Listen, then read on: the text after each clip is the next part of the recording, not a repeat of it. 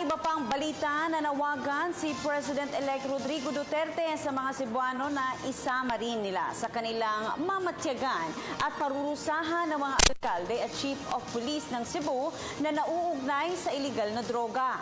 Ito ang bahagi ng talumpati ni Duterte sa isinagawang Thanksgiving party para sa kanya sa Cebu County Club kagabi. Kaugnay nito, nangako rin ang susunod na Pangulo sa publiko na poprotektahan niya ang taong bayan at kanya ring pupuksain ang mga iligal na gawain gaya na lamang ng iligal na droga.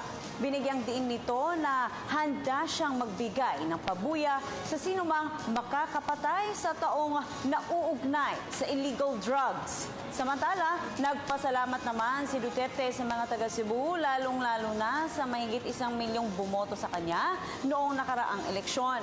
Humihingi rin ito ng tawad dahil sa maikling oras na kanyang pagdalaw sa lalawigan dahil anya, kontrolado ng kanyang Presidential Security Group ang kanyang mga kilos.